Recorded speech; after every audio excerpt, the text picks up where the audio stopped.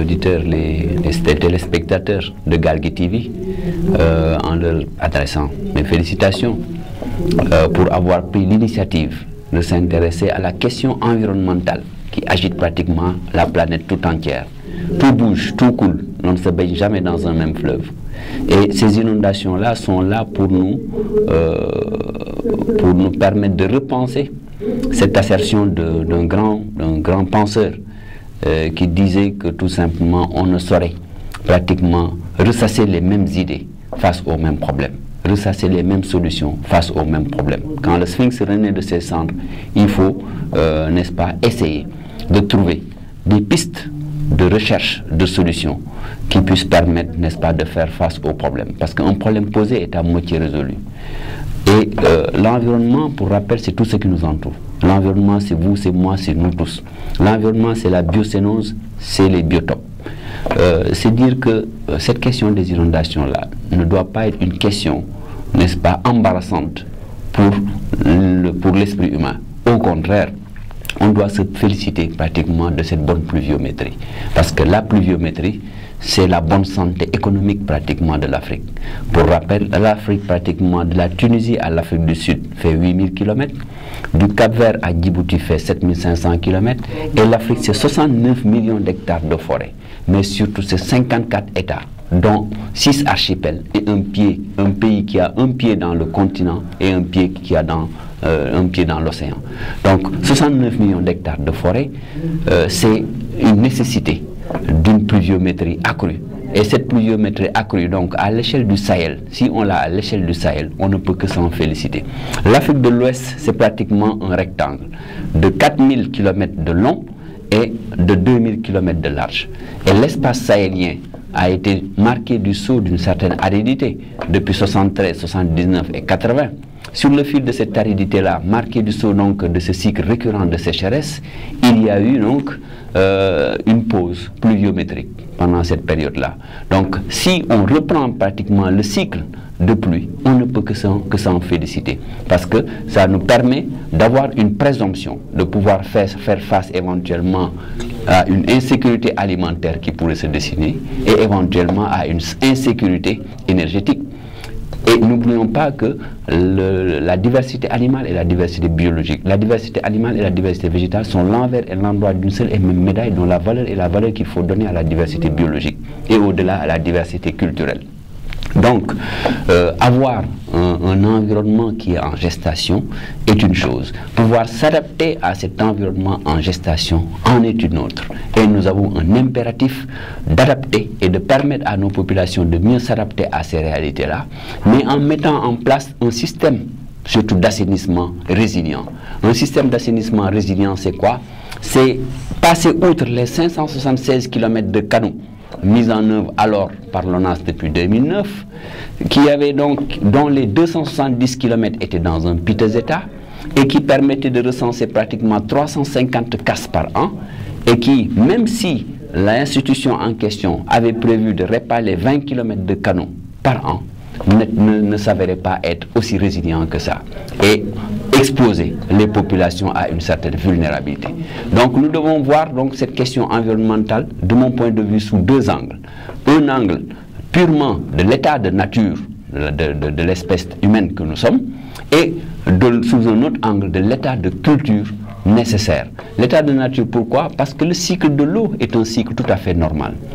Le vent est une différence de gradient de pression de température en deux points de la planète. Quand il pleut, les vents déplacent les nuages au-dessus de l'océan. Et avec la chaleur combinée du soleil, donc les nuages sont chauffés, et donc il y a l'évapotranspiration qui permet donc à ces nuages-là de voyager derrière les montagnes et de permettre ce qu'on appelle la condensation. Et quand il pleut, le pluviomètre nous permet d'apprécier le nombre de millimètres qui est tombé sur 1 mètre carré.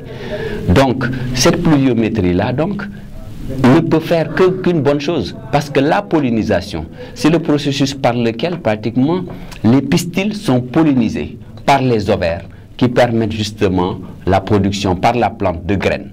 Et ces graines-là, n'est-ce pas, font l'objet d'une dispersion.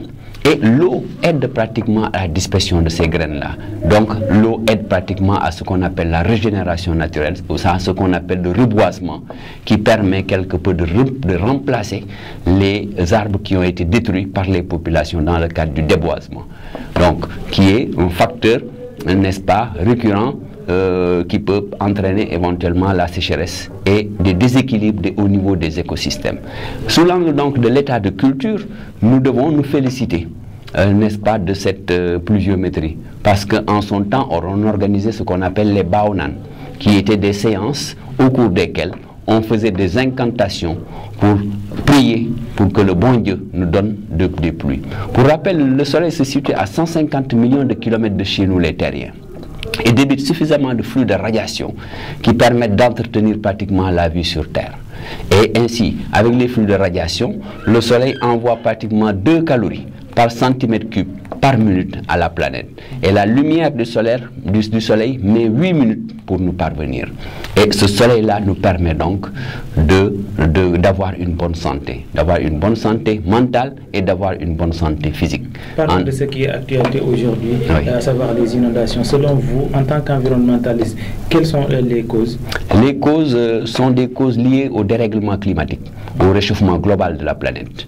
La planète se réchauffe à l'ordre de 2 degrés à 6 degrés jusqu'à prévu jusqu'à 2100. Donc de 2 degrés à 6 degrés, un réchauffement global de la planète est prévu entre 2 degrés à 6 degrés jusqu'à 2100. Et actuellement, ce réchauffement de la planète a induit une raréfaction de 50% des espèces végétales à l'échelle de la planète. Et actuellement, 25% des espèces végétales à l'échelle de la planète sont menacées. Et même l'archipel, les îles Tuvalu, sont menacées de disparition. Et il y a certains... Ce qu'on propose, c'est de mettre en place en fait une démarche SRH. Une démarche SRH, c'est quoi? Une démarche SRH consisterait pratiquement à faire la cartographie des sites et la cartographie des risques, mais surtout à associer les parties prenantes pratiquement à la gestion de la démarche et surtout à une optimisation des moyens mis en œuvre par le développement de modèles résilients, de modèles adaptés aux situations. Parce que mathématiquement, donc, toute situation stable soumise à un certain nombre de perturbations connaît une limite à sa stabilité. Et la connaissance de ces limites permet d'apprécier un certain nombre de catastrophes égales à 7. Et de ces catastrophes, la modification des courants marins, qui sont un effet induit des changements climatiques. De ces catastrophes, l'érosion marine et côtière, qui sont un effet induit des changements climatiques. Et de ces catastrophes, ces inondations-là, dans lesquelles baignent actuellement les populations et qui leur causent pas mal de désagréments. Et qui se positionnent comme étant des problèmes conjoncturels par quelques-unes de leurs causes, mais structurels par la plupart des conséquences, mais malheureusement actuelles et perpétuelles par ces manifestations. Donc la solution préconisée, c'est surtout l'éducation environnementale.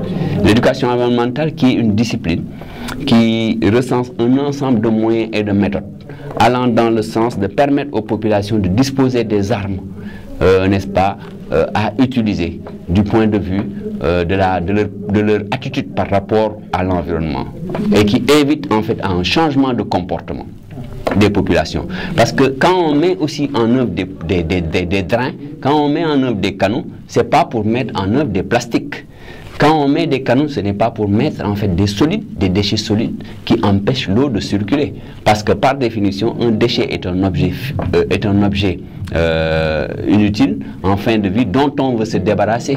Mais la pollution, qu'est-ce que c'est? C'est l'introduction dans un milieu d'un objet étranger, mais en trop grande quantité et qui endommage en fait le milieu. C'est ça la définition même de la pollution. Et c'est pourquoi on a la pollution des sols, on a la pollution du sous-sol, on a la pollution de l'eau, on a la pollution de l'air. Et actuellement, d'ailleurs, on ne peut que rendre grâce à Dieu. Vous voyez que le problème du coronavirus est en train, les cas contacts sont en train de diminuer. Il faut s'en féliciter. Pourquoi? Parce qu'il y a un phénomène de lessivage.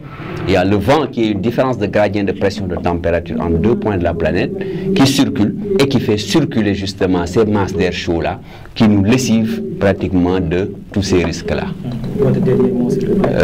Notre dernier mot, c'est inviter les populations africaines à se souder pour faire face justement à ces grandes pandémies, à ces grandes crises qui sont en train d'agiter la planète. C'est-à-dire, c'est un monde de confraternité et de solidarité.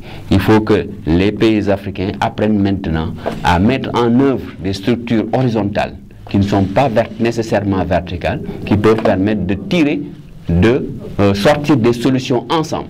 Que la Guinée et le Sénégal, la Mauritanie puissent concilier des approches concertées de résolution des problèmes.